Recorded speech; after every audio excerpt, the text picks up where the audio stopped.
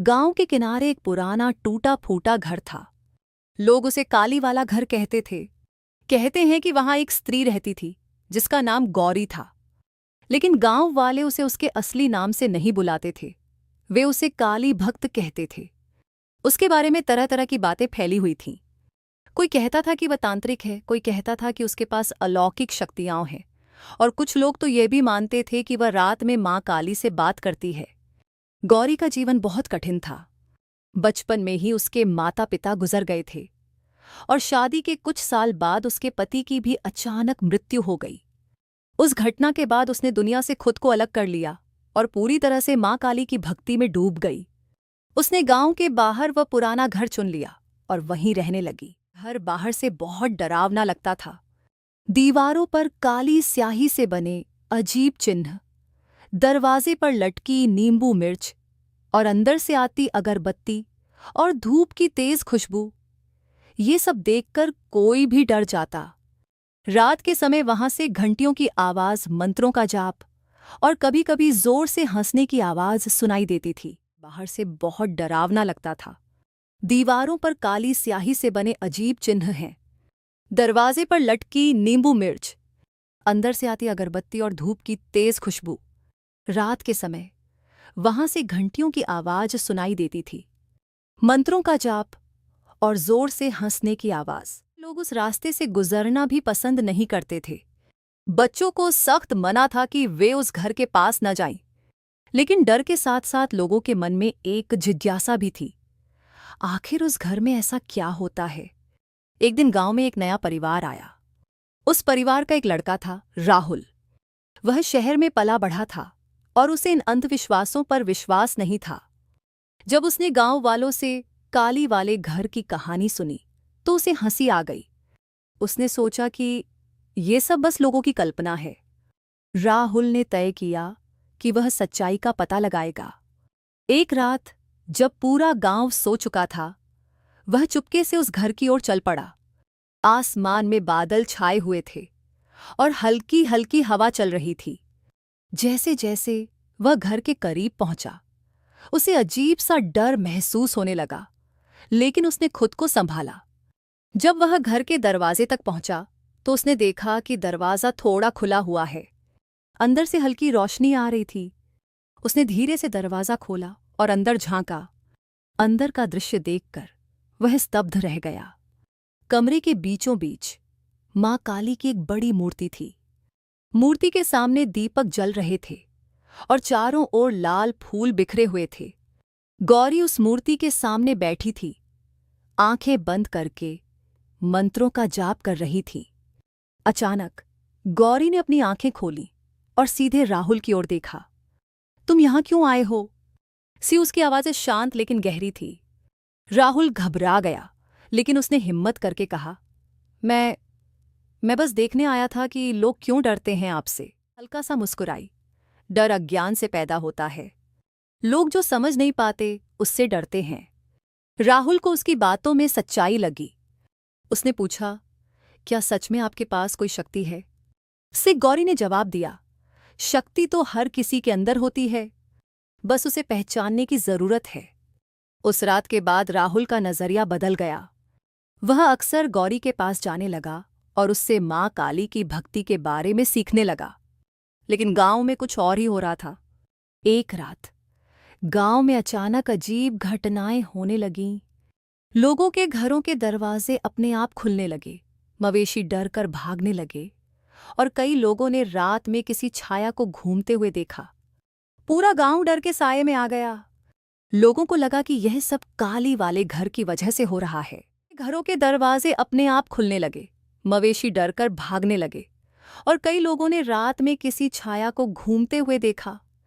पूरा गांव डर के साये में आ गया। लोगों को लगा कि यह सब काली वाले घर की वजह से हो रहा है। अगले दिन गांव के कुछ लोग इकट्ठा हुए और उन्होंने फैसला किया कि वे गौरी से बात करेंगे। वे सब उसके घर पहुंचे। गौरी ने उन्हें शांत भाव से देखा और कहा, मुझे पता है कि तुम लोग क्यों आए हो। गांव वालों ने गुस्से में कहा, यह सब तुम्हारी वजह से हो रहा है, तुम यहां से चली जाओ। और गौरी ने आंखें बंद की और कुछ देर तक मौन रही। फिर उसने कहा, जो हो रहा है वह मेरी वजह से नहीं है, बल्कि उस शक्ति की वजह से है जिसे तुमने खुद जगाया है। गांव वाले उसकी बात नहीं समझ पाए और गुस्से में वहां से चले गए। उस रात घटनाएं और भी भयानक हो गईं। एक बच्चा अचानक गायब हो गया। पूरा गांव दहशत में आ गया। तभी राहुल को गौरी की बात याद आई। वह तुरंत उसके पास गया और बोला, कृपया मेरी मदद करो, गांव में कुछ बहुत गलत हो रहा है। ये गौरी ने गंभीरता से कहा। अब समय आ गया है सच्चाई का सामना करने का। राहुल के साथ गांव में गई। उसने एक जगह की ओर इशारा किया। गांव के बीच में एक पुराना पीपल का पेड़, यहीं से सब शुरू हुआ है, उसने कहा। गौरी ने बताया कि उस पेड़ के नीचे कभी एक तांत्रिक साधना करता था, जिसने अधूरी साधना छोड़ दी थी। उसकी नकारात्मक ऊर्जा अब जाग गई थी और गांव को परेशान कर रही थी। गांव वाले डर गए और गौरी से मदद की गुहार लगाने लगे। गौरी ने मां काली की पूजा शुरू की। उसने मंत्रों का जाप किया, दीपक जलाए और पूरी रात साधना की। जैसे जैसे रात गहराती गई, वातावरण और भी भारी होता गया। अचानक तेज हवा चलने लगी और पेड़ के पास एक काली छाया दिखाई देने लगी। लोग डरकर पीछे हट गए, लेकिन गौरी अपनी जगह से नहीं हिली। उसने जोर से मां काली का नाम लिया और मंत्रों का उच्चारण किया। अचानक एक तेज प्रकाश प्रकट हुआ और वह छाया धीरे धीरे गायब होने लगी। कुछ ही देर में सब शांत हो गया। अगली सुबह गांव में शांति थी। जो बच्चा गायब हुआ था वह सुरक्षित मिल गया। गांव वालों को अपनी गलती का एहसास हुआ। वे गौरी के पास गए और उससे माफी मांगी। गौरी ने मुस्कुराकर कहा, भक्ति में शक्ति है, लेकिन उसका उपयोग हमेशा अच्छे के लिए होना चाहिए। उस दिन के बाद काली वाला घर डर का नहीं, बल्कि आस्था का प्रतीक बन गया। लोग वहां जाने लगे, मां काली की पूजा करने लगे और गौरी से आशीर्वाद लेने लगे। राहुल ने भी मां काली की भक्ति को अपनाया और गांव में लोगों की मदद करने लगा। रात के ठीक 12 बजे गौरी और राहुल गांव के बीच उस पुराने पीपल के पेड़ के पास पहुंचे। आसमान काला था, हवा तेज चल रही थी और पेड़ की पत्तियां अजीब आवाज कर रही थीं, जैसे कोई फुसफुसा रहा हो।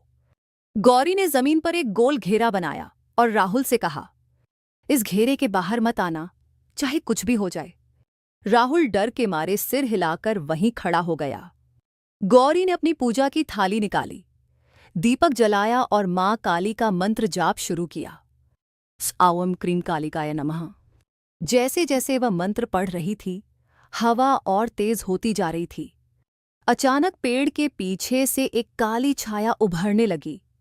उसकी आंखें लाल थीं और आवाज बहुत डरावनी। राहुल का दिल जोर जोर से धड़कने लगा। गौरी, ये क्या है? उसने डरते हुए कहा। गौरी ने बिना रुके कहा, डरना मत, ये उसी अधूरी साधना की आत्मा है। छाया धीरे धीरे उनकी ओर बढ़ने लगी। अचानक वह राहुल के पास आ गई और उसे बहकाने लगी। बाहर आओ, मैं तुम्हें कुछ नहीं करूंगी। राहुल एक पल के लिए डगमगाया, लेकिन उसे गौरी की बात याद आई। उसने आंखें बंद कर लीं और मां काली का नाम लेने लगा। जय मां काली, जय मां काली। उधर गौरी ने मंत्रों की गति तेज कर दी। उसने हाथ में राख उठाई और उस छाया की ओर फेंकी। अचानक तेज चमक हुई। छाया जोर से चिल्लाई और भी भयानक रूप में बदल गई। अब वह सीधे गौरी पर हमला करने लगी, लेकिन गौरी बिल्कुल नहीं डरी। उसने पूरी शक्ति से मां काली का नाम लिया। हे मां, अपनी शक्ति से इस अधर्म का नाश करो। फिर जैसे ही उसने यह कहा, अचानक वहां एक तेज लाल प्रकाश फैल गया। ऐसा लग रहा था जैसे खुद मां काली वहां उपस्थित हो गई हों। छाया जोर जोर से चिल्लाने लगी और धीरे धीरे कमजोर पड़ने लगी। राहुल ने भी हिम्मत जुटाई और जोर से बोला, जय मां काली। एक उसकी आवाज गूंज उठी। गौरी ने आखिरी मंत्र बोला और जमीन पर जोर से हाथ मारा, और उसी पल वो काली छाया एक तेज रोशनी में झलकर पूरी तरह खत्म हो गई। हवा शांत हो गई, पेड़ की आवाज बंद हो गई और चारों ओर एक अजीब सी शांति छा गई। राहुल ने भी हिम्मत जुटाई और जोर से बोला, जय मां काली। उसकी आवाज गूंज उठी। गौरी ने आखिरी मंत्र बोला और जमीन पर जोर से हाथ मारा, और उसी पल वो काली छाया एक तेज रोशनी में झलकर पूरी तरह खत्म हो गई। हवा शांत हो गई, पेड़ की आवाज बंद हो गई और चारों ओर एक अजीब सी शांति छा गई। राहुल जमीन पर बैठ गया। उसकी आंखों में आंसू थे। ये खत्म हो गया। राहुल जमीन पर बैठ गया। उसकी आंखों में आंसू थे। ये खत्म हो गया? वे गौरी ने हल्की मुस्कान के साथ कहा। हाँ, लेकिन याद रखना, बुराई हमेशा डर से ताकत पाती है और भक्ति से खत्म होती है।